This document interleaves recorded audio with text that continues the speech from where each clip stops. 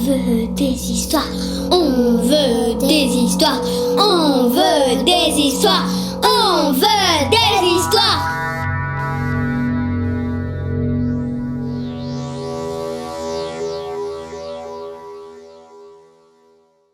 La fille du volcan, un texte d'Alexis Dandievel, raconté par Isabelle Ferron.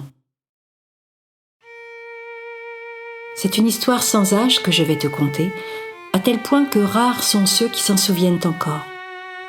Et pourtant, s'il est des choses à oublier, d'autres sont à garder absolument comme des trésors secrets.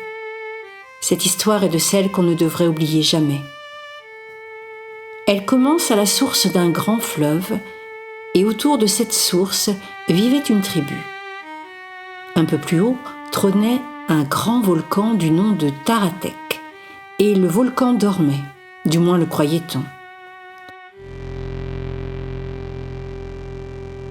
Le volcan s'amusait à faire semblant de dormir. Il n'avait rien d'autre à faire depuis des millénaires. Il faut dire que cette petite tribu l'amusait beaucoup, parfois le chatouillait quand elle venait danser sur ses flancs. Alors il se retenait de rire et faisait semblant de dormir. Cette tribu avait un chef respecté et aimé, et ce chef avait un fils, un peu ballot, rêveur. Il ne savait rien faire si ce n'est cultiver son amour secret pour une fille de la tribu, dont la beauté éblouissait le grand Taratek lui-même. Il y avait aussi dans cette tribu un grand guerrier fort et beau, et toutes les filles n'avaient Dieu que pour lui.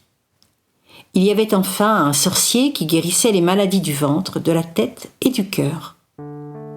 Le décor est posé et l'histoire commence. C'est le jour des cadeaux à la source.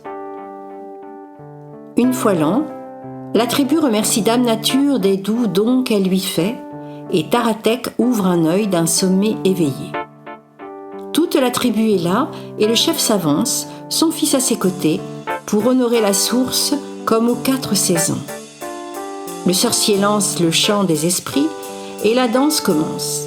Les habitants s'enivrent dans une grande farandole et montent au volcan, et certains bien plus haut.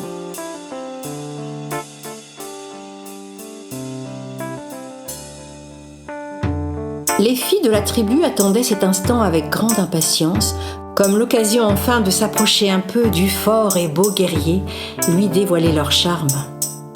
Mais le fort et beau guerrier n'avait Dieu que pour l'art difficile de la guerre, et parfois un petit peu pour la très belle fille. Elle lui permettrait, certainement, de devenir chef à son tour. Il dansa doucement et fit des malheureuses. La fille toute belle n'en était pas plus heureuse. Quant au fils du chef, il suivait, rêvassant les petits pas de danse de la belle de son cœur, et respirait l'immense bonheur de se sentir si proche d'elle. Au sommet du volcan, dit-on, les vents lui soufflèrent l'idée de déclarer son amour sous la forme d'un dessin que la pierre porterait. Il passa les nuits et les jours suivants à sculpter à même la pierre l'image de son cœur, le visage de la très belle fille. Le sorcier, passant par là, lui demanda ce qu'il fabriquait. « J'ai le cœur qui saigne et qui resplendit. Je parle au volcan des traits de mamie. » Le sorcier écouta, observa, et lui donna un remède pour qu'enfin son cœur batte pour lui-même. Quant au volcan Taratek, il fut touché par le dessin magnifique et versa une petite larme. La très belle fille, c'était sa fille.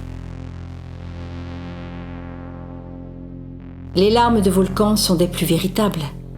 Celles-ci lentement coulèrent vers la source et s'y déversèrent. Cela réveilla le rythme alentour et le temps démarra.